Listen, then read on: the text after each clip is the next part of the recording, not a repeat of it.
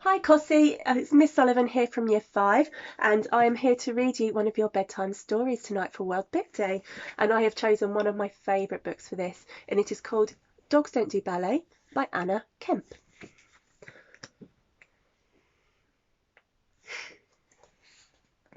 My dog is not like other dogs. He doesn't do dog stuff, like weeing on lampposts, or scratching his fleas, or drinking out of the toilet. If I throw him a stick, he looks at me like I'm crazy, so I have to fetch it myself. No, my dog likes music and moonlight and walking on his tiptoes. You see, my dog doesn't think he's a dog. My dog thinks he's a ballerina, and there you can see him dancing. When I get ready for ballet class, he looks longingly at my tutu and ballet shoes, and I just know he is dreaming of his name in lights. Dad, I say, can Biff come too? He loves ballet. Not a chance, says Dad. Dogs don't do ballet. Then, one Saturday on my way to class, I get a funny feeling. A funny feeling that I am being watched. A funny feeling that I am being followed. And who do you think it is here that's following the girl to ballet? When Miss Polly is teaching as a new routine, I think I see something peeking in at the window. Something with a wet nose. Something with a tail. Right, girls, says Miss Polly. Who's going to demonstrate first position? But before anyone can step forward, there is a loud bark from the back of the hall, and something furry rushes to the front.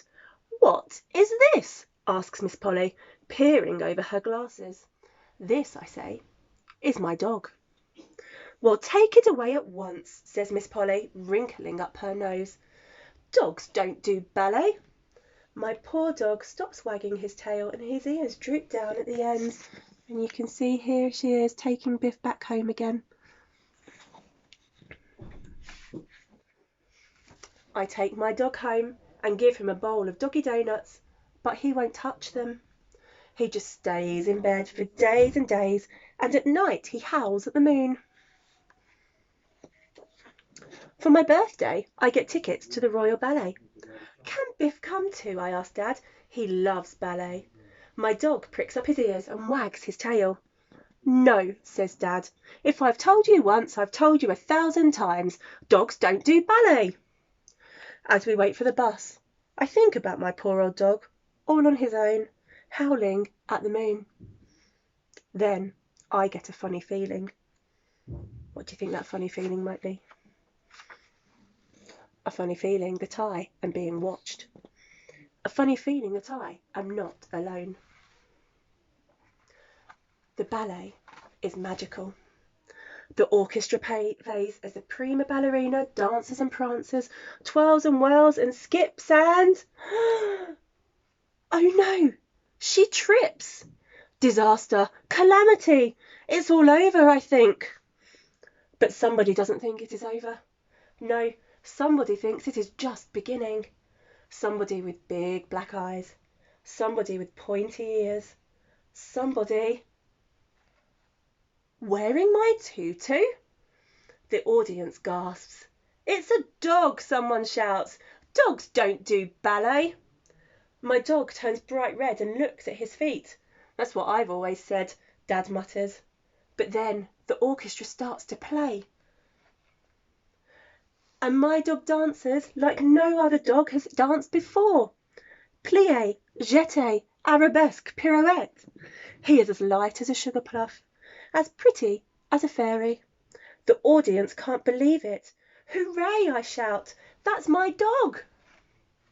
When the music stops, my dog gives a hopeful curtsy and blinks nervously into the spotlight. The theatre is so very quiet that you could hear a bubble pop. Then the lady in the front row stands up. It's a dog, she shouts. Biff's ears start to droop again. Poor Biff. A dog that does ballet, she adds. Bravo! Suddenly the whole audience cheers and throws bunches of roses.